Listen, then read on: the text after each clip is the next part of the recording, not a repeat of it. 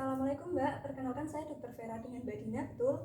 Baik, di sini akan saya lakukan pemeriksaan telinga, hidung, tenggorok, dan juga leher kepada Mbak untuk mengetahui apakah terdapat kelainan pada organ THTKL Mbak atau tidak. Apa Mbak bersedia?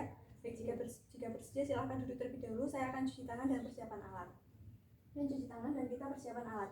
Untuk yang pertama adalah pemeriksaan telinga bagian luar dan juga otoskopi. Di sini kita menggunakan lampu kepala dan juga otoskop. Kemudian kita sebelumnya kita atur posisi terlebih dahulu. Kita duduk berhadapan dengan pasien, paha kiri kita bersinggungan dengan paha kiri pasien.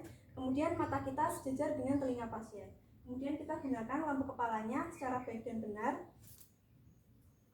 Lalu kita bisa nyalakan dari lampu kepalanya. Kemudian kita fokuskan, kita mulai pemeriksaan pada telinga yang sebelah kanan terlebih dahulu. Mbak, serong ke kiri Mbak. Baik, kita mulai ya, bismillahirrahmanirrahim. Yang pertama kita inspeksi terlebih dahulu pada daun telinganya. Apakah terdapat tanda-tanda kelainan radang seperti abses retroauricula, fistel retroauricula, kemudian apakah ada hiperemis, apakah terdapat bengkak atau tidak, apakah ada tanda-tanda kelainan kongenital seperti fistel preauricula ataupun hemangioma atau mikrotia. Kemudian setelah itu kita bisa lakukan palpasi nyeri tekan. Mbak, tolong nanti kalau misalnya ada nyeri tolong disampaikan ya. Jadi kita lakukan penekanan pada tragus terlebih dahulu untuk mencari apakah terdapat nyeri tekan tragus atau tidak. Jadi Mbak, tidak. Setelah itu kita lakukan nyeri tarik auricula. Kita tarik auricula ke arah supero posterior. Apakah nyeri Mbak? Kemudian kita lakukan nyeri tekan pada daerah mastoid. Kita palpasi apakah terdapat nyeri tekan atau tidak. Lalu setelah itu kita lakukan nyeri ketok. Apakah terdapat nyeri ketok mastoid atau tidak. Setelah itu kita lihat lagi pada telinganya, lubang telinganya, apakah terdapat cairan yang keluar dari telinga tengah atau tidak. Jadi kemudian setelah itu kita matikan terlebih dahulu. Kita lakukan pemeriksaan otoskopi dengan menggunakan otoskop. Untuk otoskop ini kita lakukan pada telinga kanan dengan menggunakan otoskop. Kita pegang menggunakan tangan kanan. Kemudian tangan kiri kita gunakan untuk menarik dari daun telinganya ke arah supero posterior. Maaf ya Mbak ya. Kemudian kita masukkan, agak serong lagi Mbak. Kita masukkan otoskopnya, lalu kita nyalakan dari otoskopnya. Kita lihat dari kanalis auricularis externusnya terlebih dahulu. Dari lumennya apakah terdapat tanda-tanda radang seperti warna hiperemis, kemudian apakah ada granulasi atau tidak, kemudian apakah ada benda asing atau corpus alineum, kemudian apakah terdapat serumen atau tidak. Apabila ada, dia konsistensinya bagaimana, apakah dia bercair, padat, lunak atau keras. Kemudian apakah terdapat sekret atau discharge pada lubang telinga atau tidak. Apabila ada, kita identifikasi apakah dia sifatnya itu mukoid, seros atau purulent. Setelah itu apabila cahayanya bersih, kita bisa lakukan pemeriksaan lebih dalam lagi pada membran timpani. Di membran timpani kita lihat apakah dia membran timpaninya itu masih intact atau sudah perforasi. Apabila masih intact, kita bisa identifikasi apakah terdapat bulging atau tidak, apakah ada retraksi, kemudian on off light-nya apakah terlihat atau tidak, lalu apakah ada tanda peradangan seperti warna hiperemis. Lalu apabila dia sudah perforasi atau sudah bolong membran timpaninya, kita nilai dari lokasi perforasinya, di mana apakah dia di sentral atau di marginal. Kemudian apakah dia hanya satu atau lebih dari satu, kemudian dia subtotal atau total, kemudian sifat tepi dari perforasinya apakah hiperemis atau sudah menebal. Kemudian setelah itu kita lepas dari otoskopnya, kita bisa lakukan pemeriksaan pada telinga kontralateralnya. Lalu setelah itu kita bisa lanjutkan untuk pemeriksaan selanjutnya, untuk pemeriksaan pada hidung bagian luar dan juga rinoskopi anterior. Bisa dibuka maskernya Mbak. Kita lihat terlebih dahulu, kita nyalakan. Mohon maaf ya Mbak ya, pandangannya bisa ke atas saja biar tidak silau. Kemudian kita periksa inspeksi pada hidung bagian luar, apakah terdapat bentuknya itu bagaimana, apakah secara anatomis bentuknya normal, apakah ada benjolan atau tidak, warnanya sama rata dengan kulit sekitarnya atau tidak. Setelah itu kita bisa lakukan kita lakukan penekanan pada sinus paranasal untuk mencari apakah terdapat nyeri tekan dan nyeri ketok pada sinus paranasal. Mohon maaf ya Mbak, nanti kalau ada nyeri tolong disampaikan. Kita lakukan penekanan pada keempat proyeksi dari sinus paranasal, dari sinus frontalis, kemudian ethmoidalis dan sphenoidalis, lalu pada maksilarisnya. Apakah nyeri, Mbak? Ya, kemudian kita lakukan nyeri ketok. Nyeri, Mbak?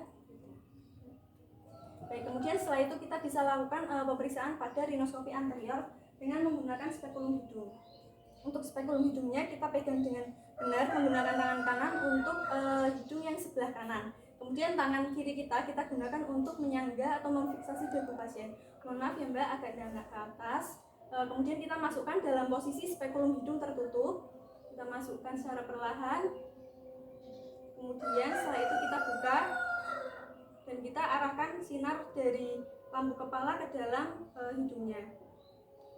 Nah, kemudian kita nilai dari mukosanya, apakah mukosanya hiperemis atau anemis, apakah terdapat septum deviasi, kemudian apakah terdapat sekret, kalau ada dia sifatnya bagaimana, apakah mukus purulen atau seros, kemudian apakah terdapat benda asing atau corpus alenum seperti serangga maupun manik-manik. Kemudian setelah itu kita keluarkan dalam posisi tidak tertutup secara sempurna. Lalu kita bisa lakukan pemeriksaan pada lubang hidung kontralateralnya. Setelah itu kita bisa lakukan pemeriksaan lanjutan yaitu pada rongga mulut dan orofaring dengan menggunakan tang spatel. Mohon maaf Mbak, bisa dibuka mulutnya tanpa mengeluarkan lidahnya yang lebar. Kemudian kita pegang secara benar seperti memegang pensil, kemudian kita masukkan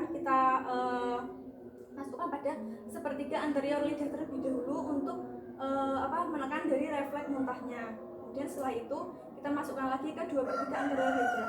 Lalu kita arahkan sinarnya ke dada Mbak. Kemudian kita lihat dari lidahnya, apakah ada bezel atau tidak, bentuknya bagaimana. Kemudian ukurannya apakah dia makroglossi atau mikroglosi atau normal, apakah pergerakannya normal atau tidak. Setelah itu pada gigi gerigi kita lihat dari apakah terdapat karies dentis atau tidak. Apabila ada, dilaporkan dia di mana, terutama pada premolar dan molar rang atas. Kemudian setelah itu apakah terdapat hiperemis pada mukosa bukal atau tidak. Kemudian apakah terdapat edem, apakah ada benjolan, kemudian apakah terdapat stomatitis maupun ulkus pada mukosa bukal. Lalu dari gingivannya kita nilai gingivannya apakah ada edem atau bengkak atau tidak. Setelah itu kita masuk lagi pada uvula, apakah uvulanya itu terletak tepat di tengah atau dia bergeser ke kanan atau ke kiri. Apabila dia bergeser ke kanan atau ke kiri, kita bisa curigai adanya paresis dari nervus 9 maupun adanya desakan dari abses peritonsiler.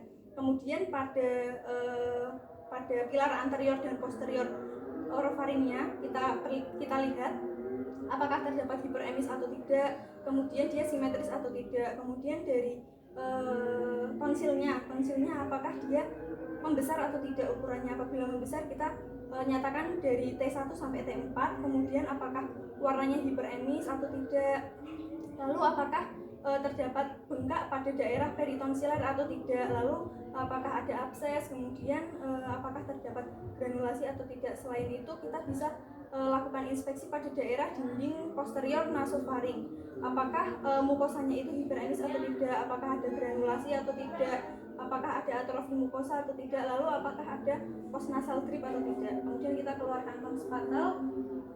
Setelah itu kita bisa lakukan pemeriksaan pada daerah leher. Untuk daerah leher kita tidak menggunakan lampu kepala, kita bisa lakukan inspeksi dan palpasi dari depan dan belakang. Untuk inspeksi kita lakukan dari depan. Mbak, mohon maaf ini dilepas ya.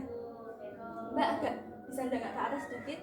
Kemudian kita perhatikan, kita inspeksi pada daerah leher dari bentuknya, apakah dia simetris atau tidak, apakah terdapat benjolan atau tidak. Kemudian apakah ada pembesaran dari kelenjar limfa leher, apakah ada pembesaran dari kelenjar tiroid atau tidak. Kemudian setelah itu kita bisa lakukan palpasi pada kelenjar limfa leher dari arah belakang pasien. Mohon maaf ya Mbak ya, kita bisa lakukan palpasi pada kelenjar limfa leher dimulai dari submental agak ke atas Mbak. Nanti kalau misalnya ada nyeri tolong disampaikan ya Mbak ya. Dari submental kita palpasi, kemudian angulus mandibula, preauricula, post auricula, sepanjang musculus sternocleidomastoid, ke supraclavicular dan infraclavicular. Kemudian setelah itu kita bisa bandingkan kanan dan kiri. Apabila tadi saat dilakukan palpasi itu teraba adanya benjolan atau massa, biasanya dia akan teraba apabila diameternya sudah lebih dari 1 cm. Apabila teraba, kita bisa identifikasi apakah benjolan atau massanya itu terdapat lokasinya di unilateral atau bilateral. Apabila unilateral di sebelah kanan atau sebelah kiri.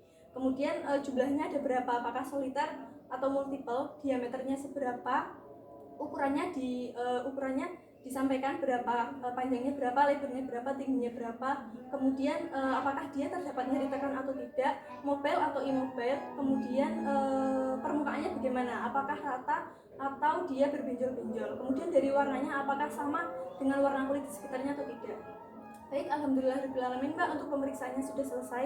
Jadi dari hasil pemeriksaan telinga, hidung, kemudian rongga mulut dan juga orofaring serta leher itu hasilnya dalam batas normal. Sampai sini apakah ada yang ditanyakan? Baik, jika tidak, terima kasih atas kerjasamanya. Assalamualaikum warahmatullahi wabarakatuh. Kemudian kita cuci tangan pos tindakan.